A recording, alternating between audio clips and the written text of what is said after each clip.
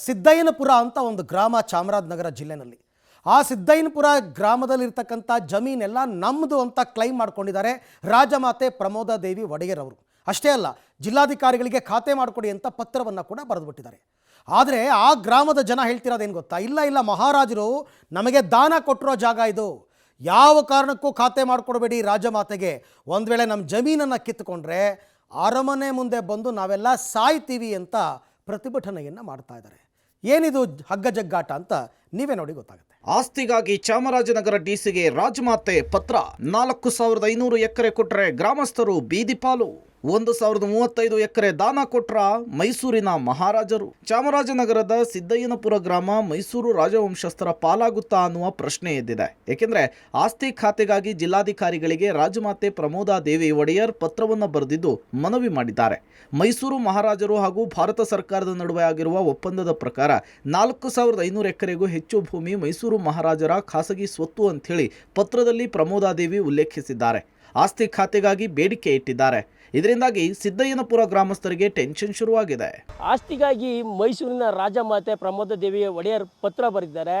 ಚಾಮರಾಜನಗರ ತಾಲೂಕಿನ ಸಿದ್ದಯ್ಯನಪುರ ಗ್ರಾಮ ಸೇರಿದಂತೆ 4500 ಎಕರೆ ಪ್ರದೇಶ ತಮ್ಮ ವ್ಯಾಪ್ತಿಗೆ ಬರಬೇಕು ಮತ್ತು ಖಾತೆ ಮಾಡಿಕೊಡ್ಬೇಕು ಅಂತ ನಿಟ್ಟಿನಲ್ಲಿ ಈಗಾಗಲೇ ಚಾಮರಾಜನಗರ ಡಿಸಿಗೆ ಪತ್ರ ಬರೆದಿರ್ತಕ್ಕಂಥದ್ದು. ಇದಲ್ಲದೆ ಮೈಸೂರಿನ ಅರಸರು ಅದ್ರ ಜೊತೆಗೆ ಭಾರತ ಸರ್ಕಾರದ ನಡುವೆ ಆದಂಥ ಒಪ್ಪಂದದಲ್ಲಿ 4500 ಎಕರೆ ಪ್ರದೇಶವನ್ನು ನಮ್ಗೆ ಕೊಡಬೇಕು ಅಂತ ಈಗಾಗಲೇ ಉಲ್ಲೇಖವನ್ನು ಕೂಡ ಮಾಡಿರ್ತಕ್ಕಂಥದ್ದು.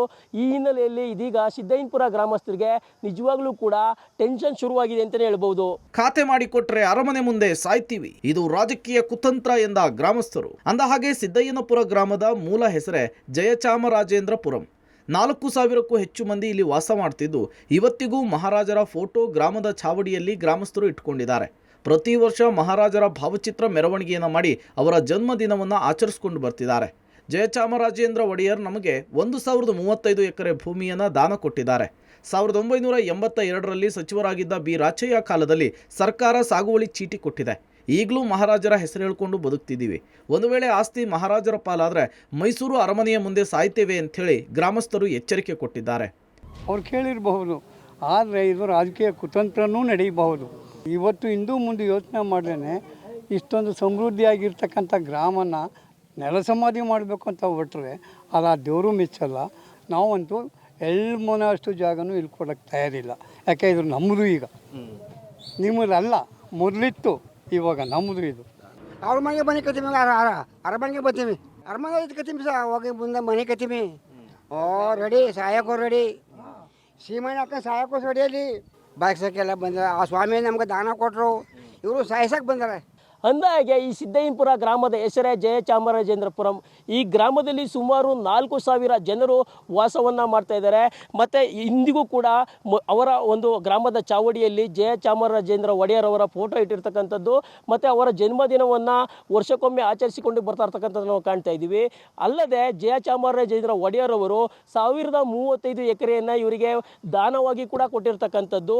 ಅಲ್ಲದೆ 1982ರಲ್ಲಿ ಬಿ ರಾಚಯ್ಯ ಅವರು ಸಚಿವರಾಗಿದ್ದಂಥ ಸಂದರ್ಭದಲ್ಲಿ ಇವರಿಗೆ ಒಂದು ಸಾಗುವಳಿ ಚೀಟಿಯನ್ನು ಕೂಡ ನೀಡಿರ್ತಕ್ಕಂಥದ್ದು ನಾವು ಕಾಣ್ತಾ ಇದ್ದೀವಿ. ಈ ಹಿನ್ನೆಲೆಯಲ್ಲಿ ಒಂದು ವೇಳೆ ನೀವು ರಾಜಮಾತೆಗೆ ಈ ಒಂದು ಪ್ರದೇಶವನ್ನು ಖಾತೆ ಮಾಡಿಕೊಟ್ರೆ ನಾವು ಅರಮನೆ ಮುಂದೆ ಸಾಯ್ತೀವಿ ಅನ್ನೋ ಒಂದು ಎಚ್ಚರಿಕೆಯನ್ನು ಕೂಡ ರವಾನೆಯನ್ನು ಮಾಡಿರ್ತಕ್ಕಂಥದ್ದು. ಪ್ರಮೋದಾ ದೇವಿ ಅವರಿಗೆ ಖಾತೆಯನ್ನು ಮಾಡಿಕೊಟ್ರೆ ಇಡೀ ಊರೇ ಖಾಲಿ ಮಾಡಬೇಕಾಗುತ್ತೆ.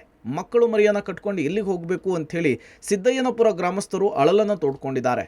ನಾವಿದ್ರೂ ಇಲ್ಲೇ, ಸತ್ರು ಇಲ್ಲೇ ಸಾಯ್ತೀವಿ ಅಂಥೇಳಿ ಪಟ್ಟು ಹಿಡಿದಿದ್ದಾರೆ.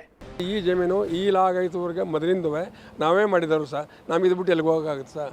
ಮೈಸೂರು ಮಹಾರಾಜರು ಅವ್ರು ದುಬೈಯವರು ಕೂತಂದು ಹೇಳ್ಬಿಟ್ರು, ಈ ಜನ ಏನು ತಿಂತಾರೆ, ಮಣ್ಣು ತಿಂದಾರ? ಇಲ್ಲ, ನಾವು ಮನೆ ಮಠ ಎಲ್ಲ ಕಟ್ಬಿಟ್ಟು ಮಕ್ಕಳ ಮನೆಲ್ಲ ಸಾಕೊಂಡು ಕೂಲಿ ನಾಲಿ ಮಾಡ್ಕೊಂಡು ಆಗಲಿ ಕಾಲೇ ಕಳೀತಾ ಇದ್ದೀವಿ ಸ್ವಾಮಿ. ಯಾವುದೇ ಕಾರಣಕ್ಕೂ ನಾವು ಈ ಜಾಗ ಅಂತ ಬಿಡೋದಕ್ಕೆ ಸಾಧ್ಯವಿಲ್ಲ. ಅದು ಏನೇ ಬರಲಿ, ಏನೇ ಆಗಲಿ, ನಮ್ಮೂರೆಲ್ಲ ಒಗ್ಗಟ್ಟಾಗಿದ್ದೀವಿ. ನಾವು ಒಂದು ಎಳ್ಳಷ್ಟು ಜಾಮಿಗೆ ಬಿಡಲ್ಲ.